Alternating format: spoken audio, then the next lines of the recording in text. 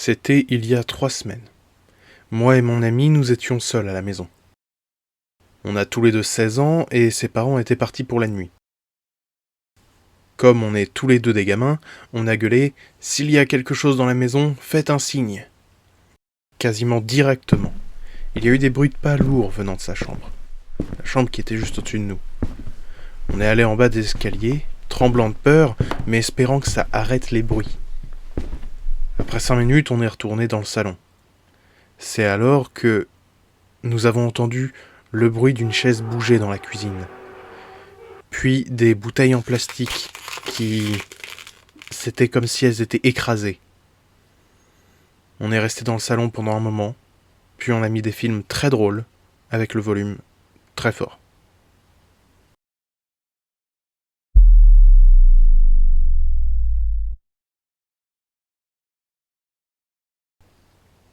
Nous venions d'enterrer un ami cher, qui avait commis l'irréparable après la séparation de ses parents. Il était profondément attaché à sa famille, et la voir se déchirer ainsi était trop difficile pour lui. Il avait dit qu'il ne pourrait pas vivre comme ça, mais ses parents se séparèrent tout de même.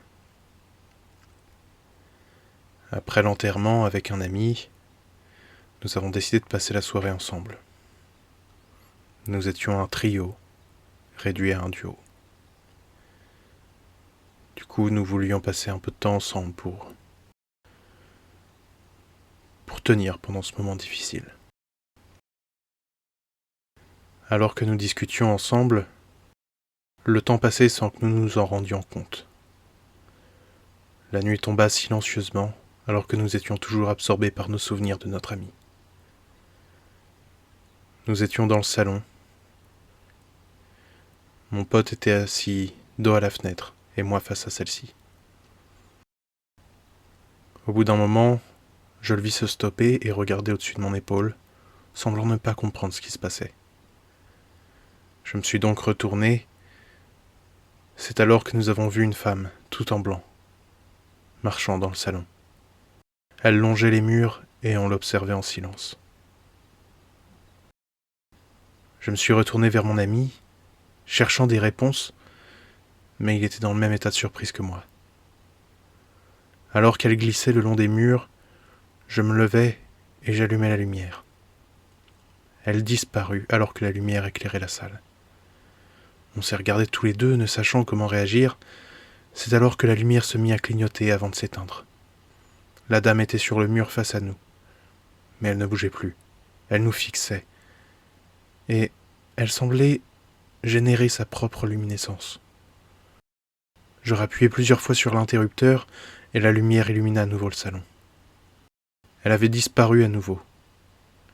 C'est alors que le rideau derrière mon ami se mit à bouger. Seul. La fenêtre était fermée, mais le rideau bougeait.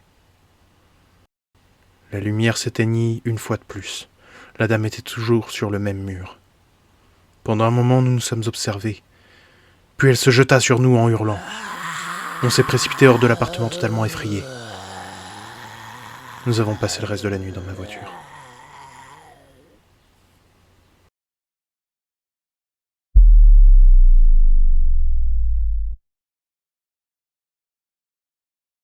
Dans notre culture, nous avons des bracelets en ficelle blanche, ou alors en ficelle noire, rouge et blanche. Nous les utilisons comme des protections contre tout ce qui est mauvais ou pouvant nous faire du mal. Le stress, la maladie, la santé mentale, tout. Ma cousine vit à Sacramento. Il y a beaucoup de personnes asiatiques et notamment de notre origine. Quand on était plus jeune, on ne comprenait pas forcément le principe de culture. Ma cousine était dans une aire de jeu quand une fille, un peu plus âgée, se dirigea vers elle. Ses bras et ses jambes étaient couverts de bracelets. Ma cousine expliqua qu'elle ne disait rien, mais quand elle arriva face à elle, elle lui donna un de ses bracelets. Ma cousine a accepté le bracelet sans savoir dans quelle situation elle se mettait. Après lui avoir donné le bracelet, elle est partie sans rien dire. Ma cousine profita de sa journée tranquillement sans que rien de particulier n'arrive. Mais quand arriva l'heure de dormir, les choses changèrent. Alors qu'elle dormait depuis plusieurs heures, elle se réveilla sans raison. Elle vit alors une grande dame aux longs cheveux noirs.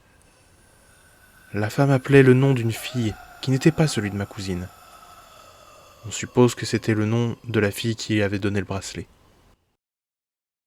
Ma cousine se cacha sous les couvertures jusqu'au lendemain, où elle expliqua tout à sa mère, qui la disputa sur le coup. Elle n'aurait pas dû accepter ce bracelet. Elle lui expliqua qu'en lui donnant le bracelet, la jeune fille avait essayé de lui transmettre le mauvais esprit qui la tourmentait et qui était retenu par le bracelet. Attaché au bracelet, l'esprit pensait qu'il était encore avec l'autre fille. Ma cousine dut faire un long rituel et détruire le bracelet selon la coutume, ainsi que faire des offrandes aux dieux pour se défaire du mauvais esprit.